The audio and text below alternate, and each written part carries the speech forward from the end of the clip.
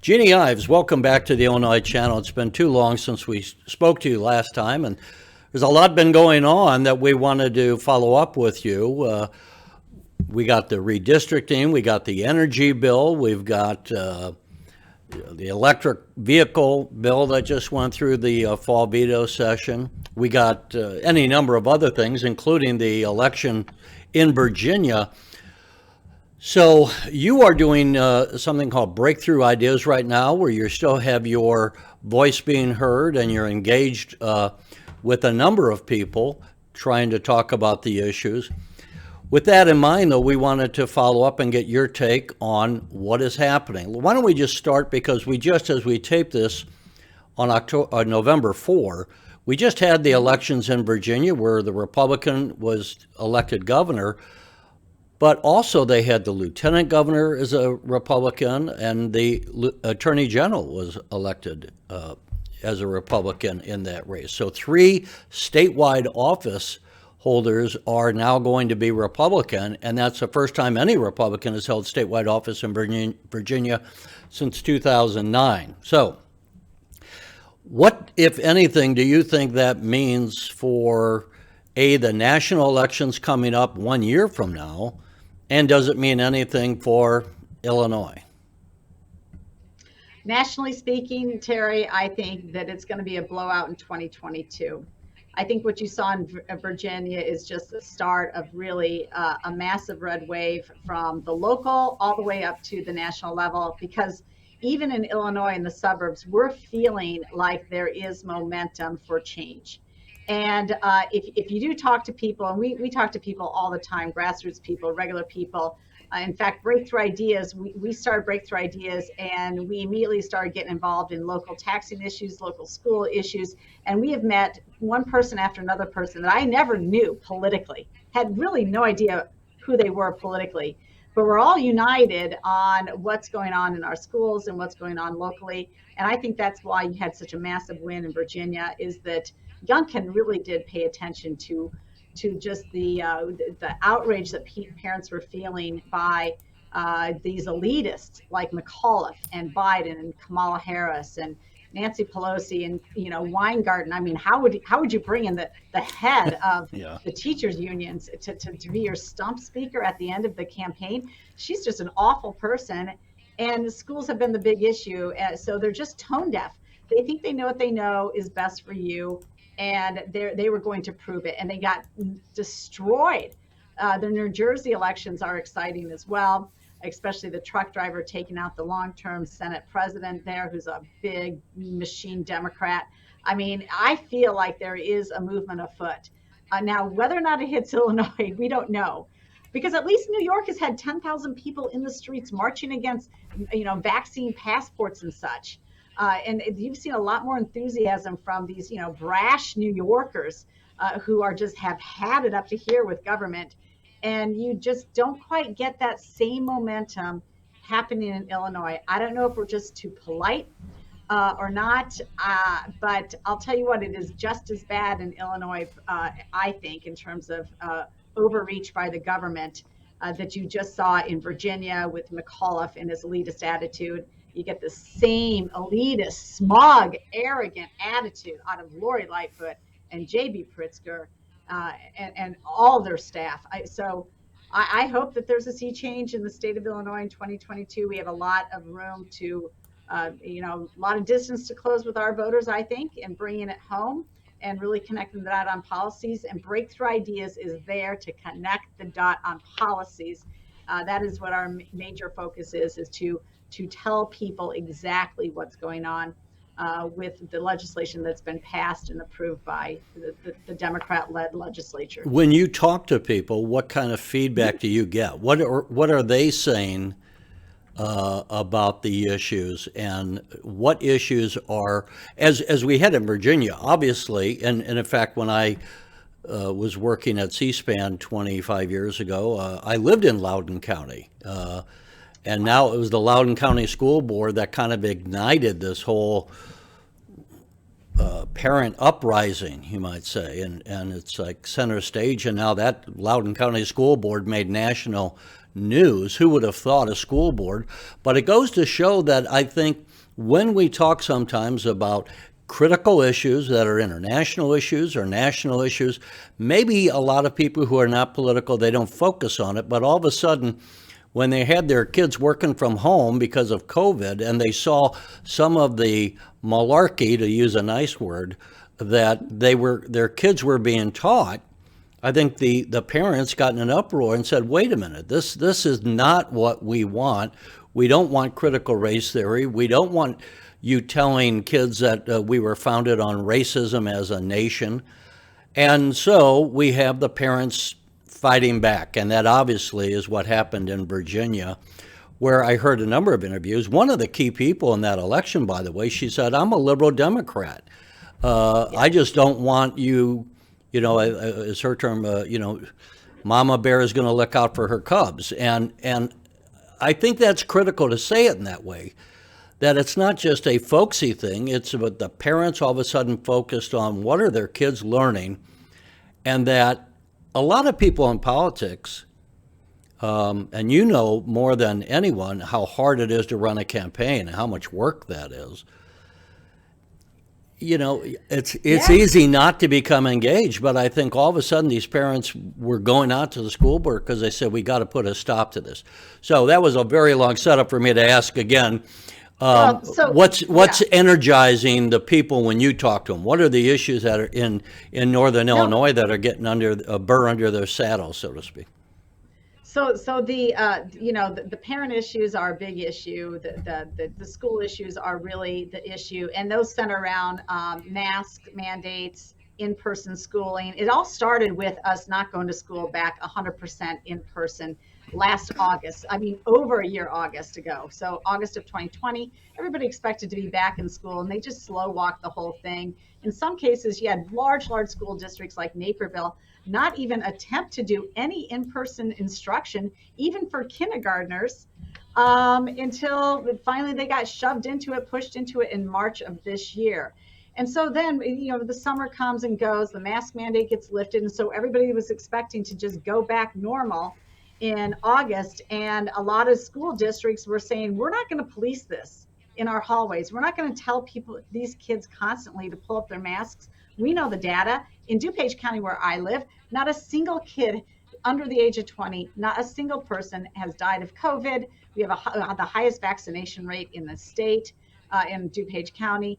And they were ready to just say, okay, we're going to go back normal, masks optional. And then the governor came down and slammed down that mandate on August 4th, saying, no, I'm in charge, not you're in charge. After we had fought against HB 2789, and we had 17,000 witness slips signed against that. And we had public and private school parents united and saying, we want local control. I mean, he just slammed the brakes on everything. And I think that personally, for me, I think that was the wake up call. This is absolute tyranny. He thinks he knows your health situation and what to do best for you. And I think that was the big pushback. It started with the mask stuff. And because then they see coming in the forefront, oh, now you're maybe going to mandate vaccines. We totally are opposed to that. Okay, so you made us wear masks in school for our kids. We're going to live through that a little bit. Some people pulled their kids out and homeschooled them, but a lot of people are like, okay, I'll tolerate a mask. So that happened.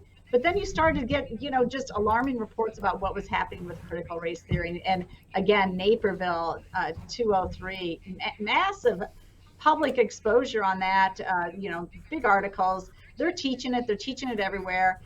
My own homeschool district here in the Wheaton-Warrenville area, I mean, they have implicit bias training for teachers. We've had a number of teachers come to us saying they're teaching it in our schools. They're indoctrinating the kids. Well, and you had the left-wing media saying that critical race theory doesn't even exist. And that you had McAuliffe saying that they weren't teaching it. Well, they certainly were teaching it. The parents weren't going out there to the school board to protest against nothing. They knew it was happening. That's why they were out there protesting. Yes, and ground zero out here in our area has been St. Charles District 303. You've got a couple of conservative school board members who basically got them to pause their deep equity $500,000 program that got paused. And now the focus has been through a group of parents that we've been working with and that have been working with us. And we've all kind of united in the suburbs. And we're basically saying, you know what, show us the money. In other words, show us the test scores, because you guys are hiding all this social emotional learning stuff and saying that you're doing something for the kids when your test scores really are in the toilet. And you don't even want to show us your test scores as a result of COVID, which everybody knows people, the students declined in their knowledge. So that's the fight. The fight is definitely in the schools over mask mandates, critical race theory that we do know is happening. And then now what's even more scary is the vaccine mandates. And, we did have a fight with the quarantine as well. So we had a number of suburban schools sign on to do a lawsuit with Thomas DeVore. So we're as united as they are downstate about fighting for our children in public schools. That is where the fight is, and it's going to continue to be in the state of Illinois. One of the things that happened just recently in the Fall Veto Session, actually there were two things that were kind of critical. One was the debate on the the Healthcare Right of Conscience Act, which said that you can't force me against my own values to engage in a medical procedure. Now, it was kind of a convoluted thing, but as I understand it, the Democrats were trying to say, this only applies to abortion, and you can't use the right of conscience to oppose wearing a mask or becoming vaccinated, which, was the Democrats have the votes to force that through. What was your take as a former member of the House? And have you heard from that in your area when you engage the public as you do? Well, I do think that this was a place where the grassroots really did shine. In the matter of 24 hours, over 53,000 people figured out how to go to the ILGA GA.gov website and sign a witness slip opposing changes to the Healthcare Rights of Conscience Act.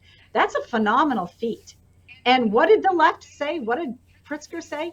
He dismissed it as saying, they were internet bots.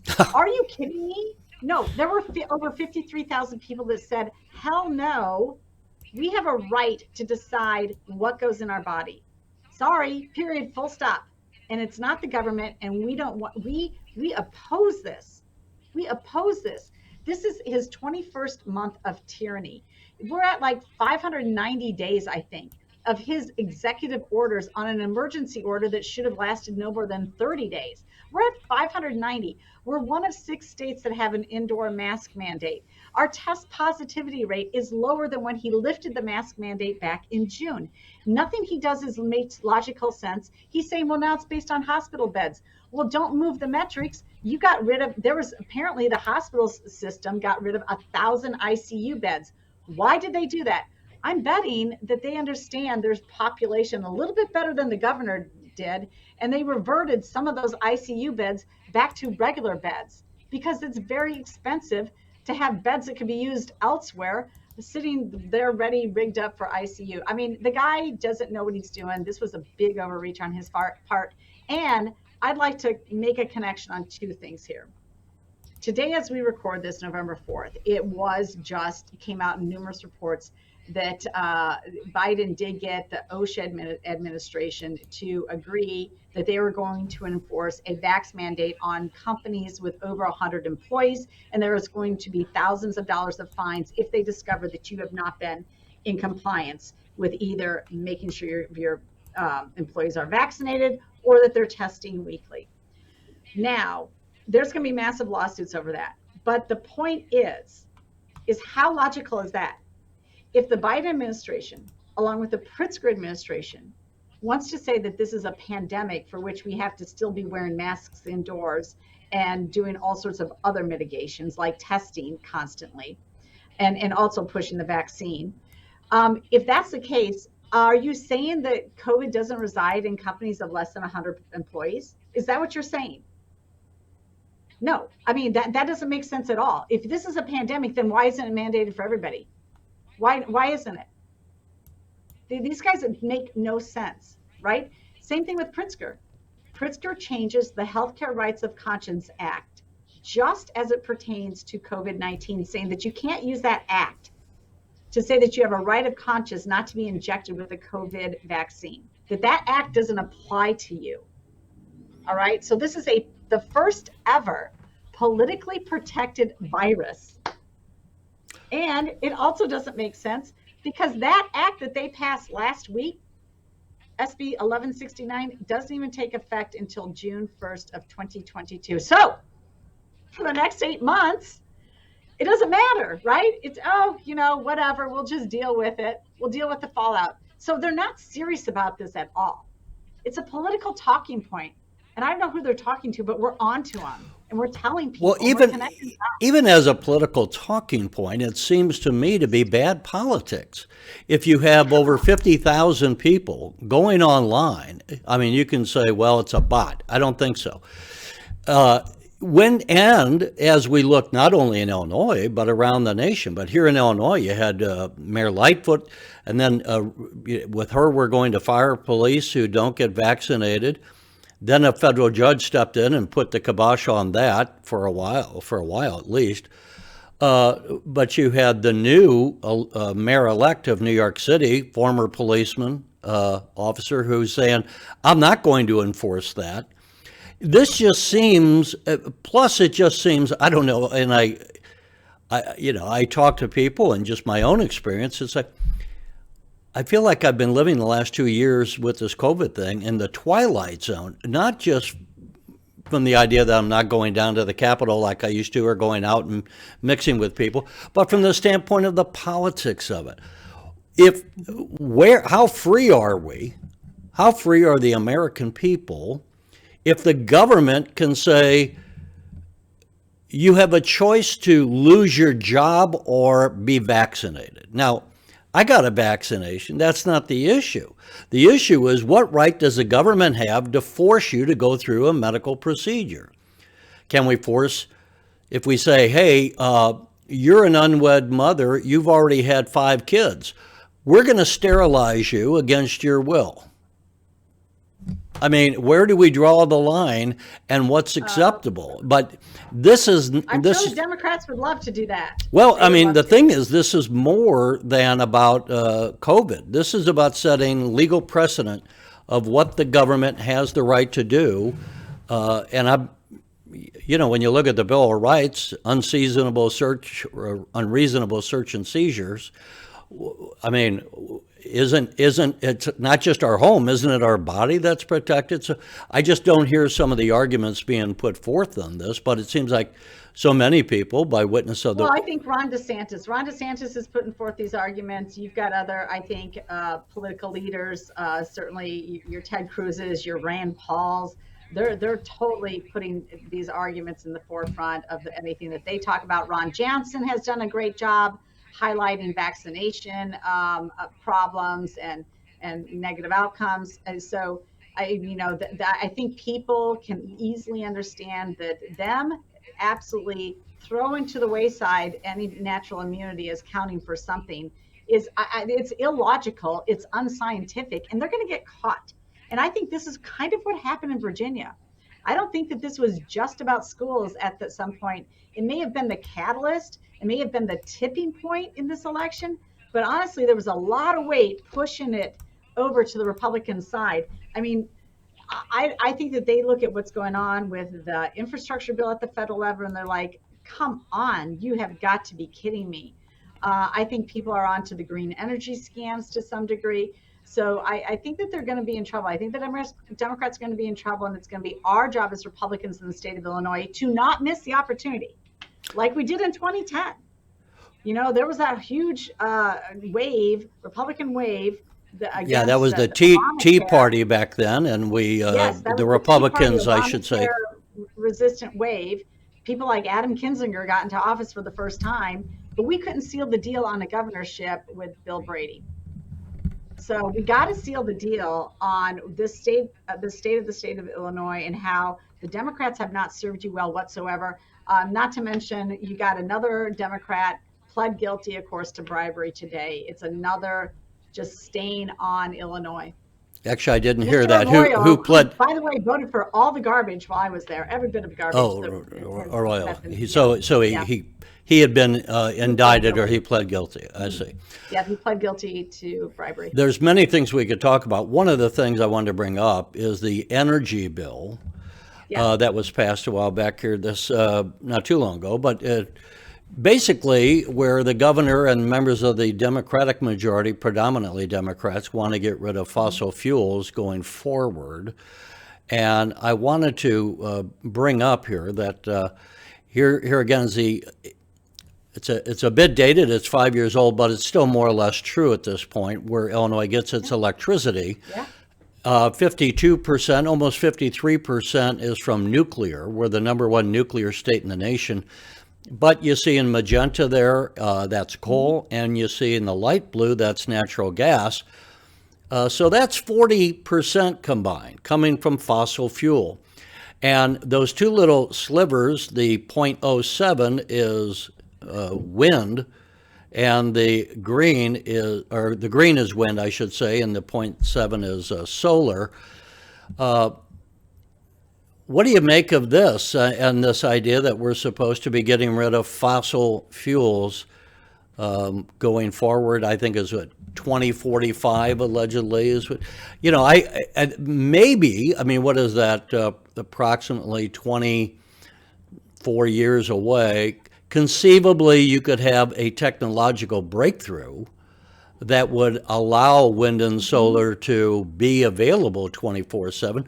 But right now, I mean, it's for the audience, they should know the technology doesn't exist right now to store electricity in like massive industrial strength batteries at this time so that you could run subways or hospitals or all the critical things. If you want to just have your reading light on with a car battery that was charged from a solar panel on the roof, you can do that. But you can't be running your air conditioner on a hot summer day for very long off of battery power.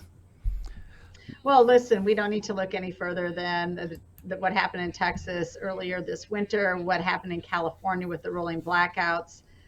California is now putting in 5 new natural gas plants to supplement their power grid because they went all in with renewables and it doesn't work. So the technology, like you said, is not there.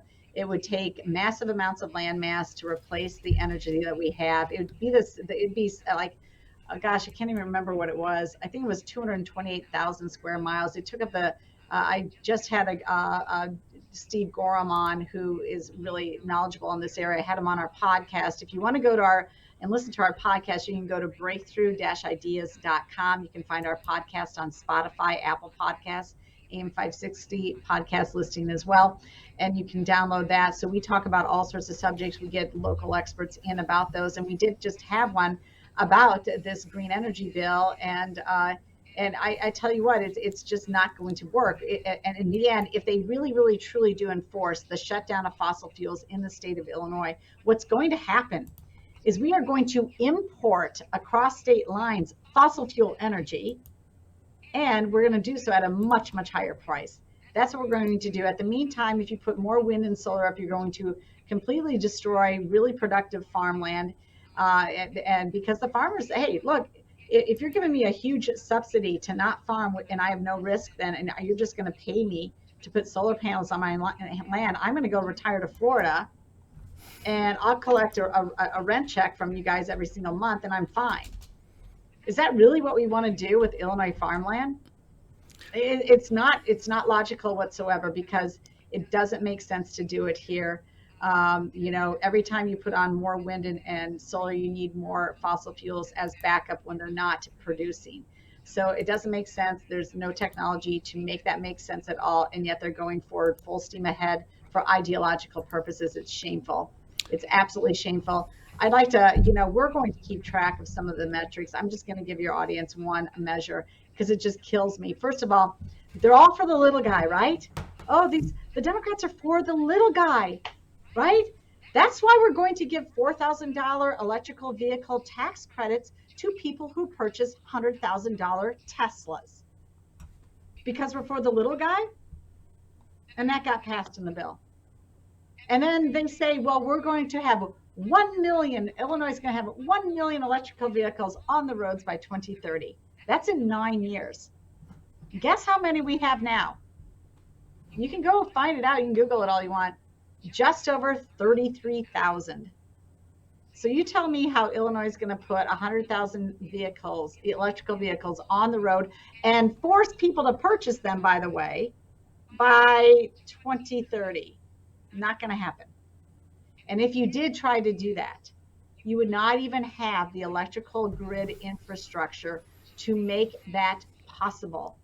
And if people are trying to do that, if they want to have, let's say you got 2 vehicles, you want to replace both of them with an electric vehicle, you're going to have to upgrade, most likely, except in rare circumstances, you're going to have to upgrade your electrical service to your home to do so. That's going to cost you thousands of dollars. Well, not only that, but as you are, and you're right about all of that.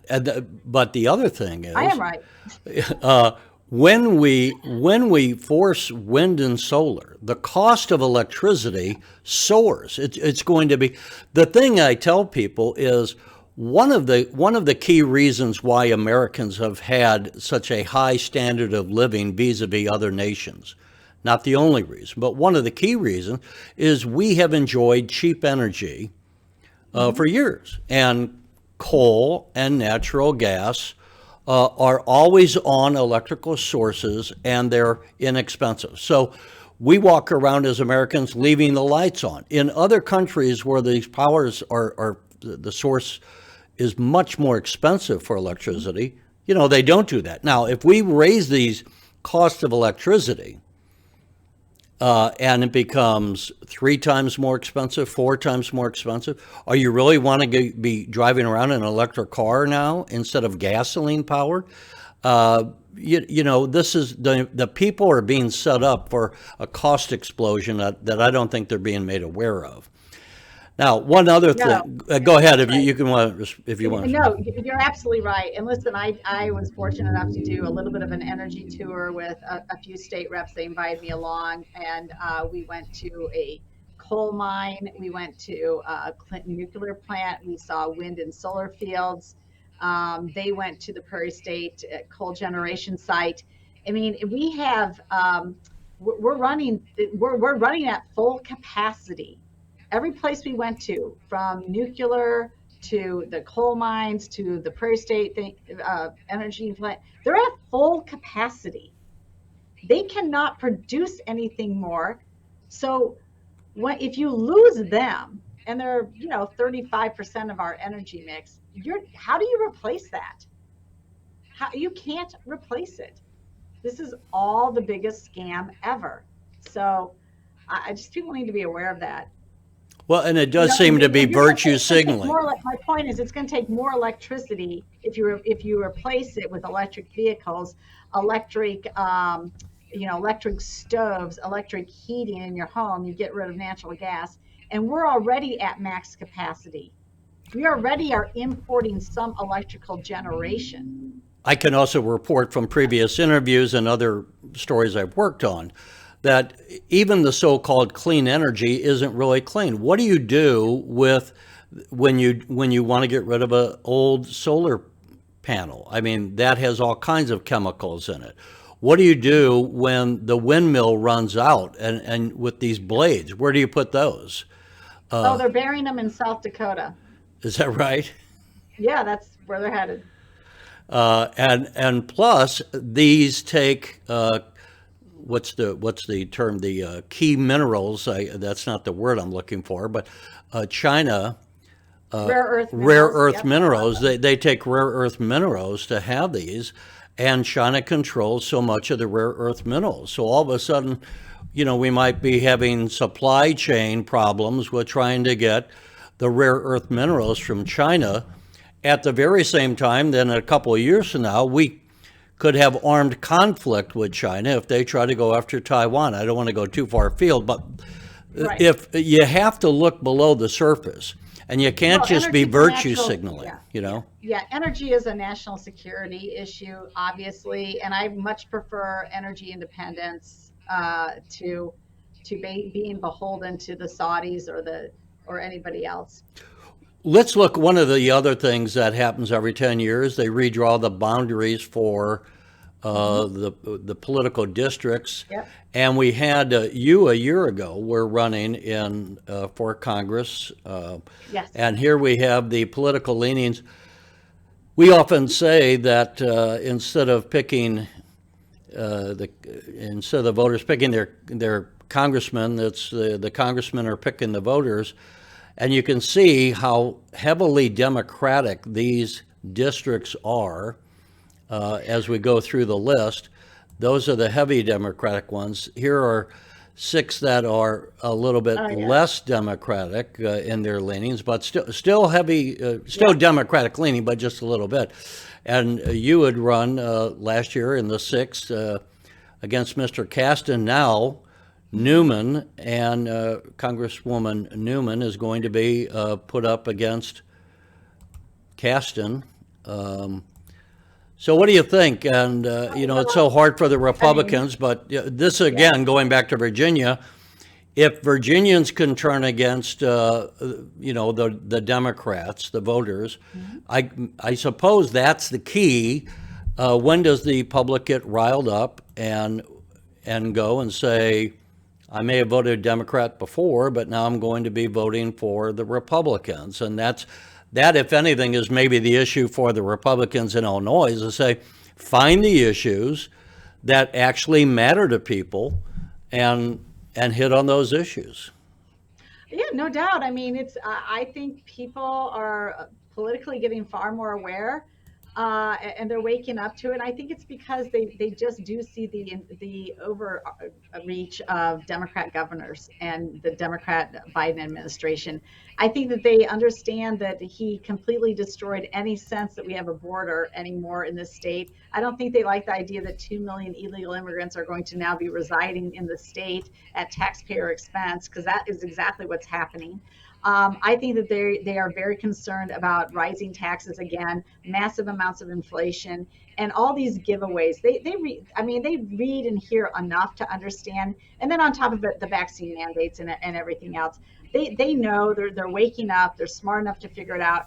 Will enough of them actually vote against their party? Will they finally vote against their party and vote for their own self-interest in the state of Illinois? That's hard to say, because many of the voters, they're beholden to the Democrat Party for one reason or another, and sometimes it's because they're a union member. Sometimes it's just because that's what they've always done, or for whatever purpose. Well, and now we have turn around and focus on issues. We have possibly firemen being let go, policemen being let go. We've had the president cancel the Keystone Pipeline right off the bat, like his first day in office. That canceled out all kinds of union jobs where these guys were making like $100,000 a year. And I just wonder to what extent are the mandates from either the federal government or the state government going to impact the union operators. And we got the union coal miners. Speaking of that, of course, now they're voting to say, we're going to take that lifestyle away. It's already been diminished over the last 30 years or so. And, there's something to be said about coal and all that, but and cleaning up. Well, let's go back quick to the redistricting thing. There's a couple points I wanted to make. First of all, I was literally mapped out of the 6th congressional district by 3 blocks. 3 blocks is the distance between my house and the edge of the 6th congressional district. Okay, and they put me in the 3rd congressional district, which includes, far west suburbs, Wayne, which is horse country, parts of Bartlett, Wheaton, half of Wheaton. And they kind of looped us in through a narrow passageway that's an industrial warehousing area where there's no residents. They looped us in, and they drew that district all the way out to Bucktown in Chicago. So we're going to be represented, and they made it a 37% Democrat district, like you're showing on your chart. They also made it a district that is a majority Hispanic district, or just about tied with white, about 44% Hispanic, 44% white. It's drawn for a Hispanic representative. So Wheaton will be represented by a progressive Hispanic Democrat from the city of Chicago. Now, actually, that could be an improvement over Sean Casten, who's one of the worst Congress people in Congress. He's got one of the most partisan records.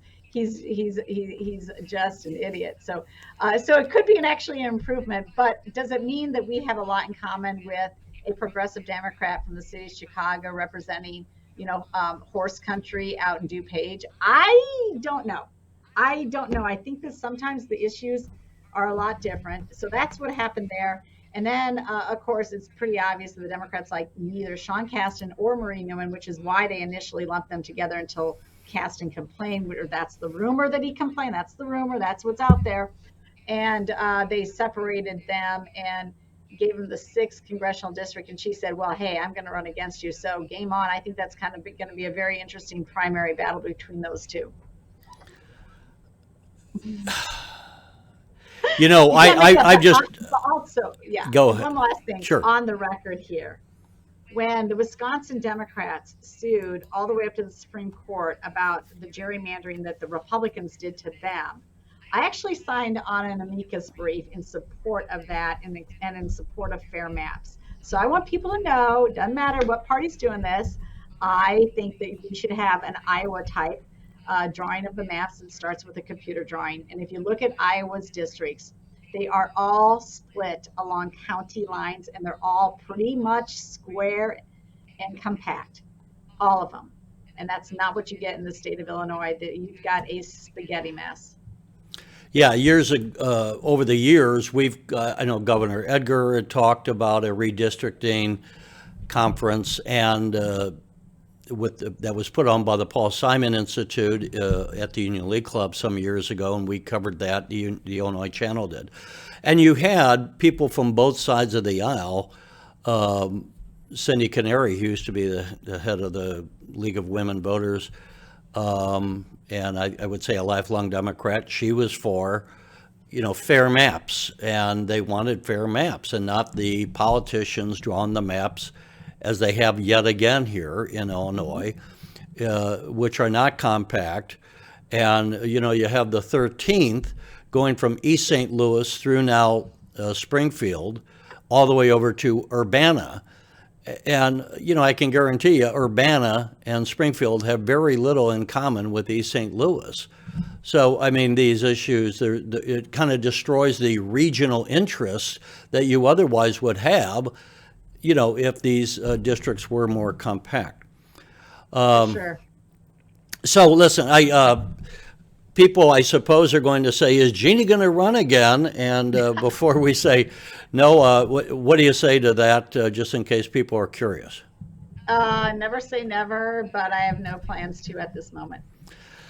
And also you have, we've put up the graphic that you're a former graduate of West Point. You also have some of your children. You have how many kids and how many are in the military?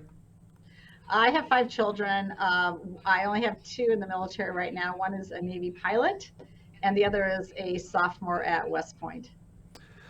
Well, good luck to them, and it's commendable. Your husband is also a graduate of West Point, so you're one of the relatively proportionally few families in America that is engaged in the military service, but we appreciate your service and your husband's service and that of your children.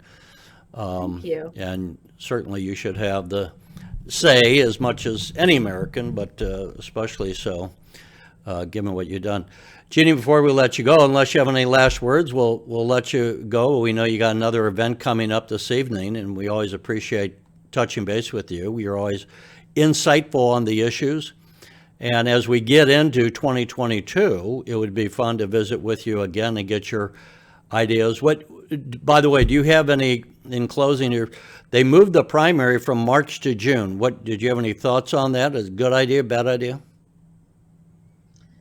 Well, I think they had no choice but to do it that way because the census data was late. But I think June 28th, it could have been backed up a little bit, honestly. They could have tightened the primary because they decreased the signature requirements. I think it definitely plays to an incumbent's advantage to have a very, very short general. I feel for these governor candidates. When I ran in that primary race against Rauner, it was a quick 4-month sprint.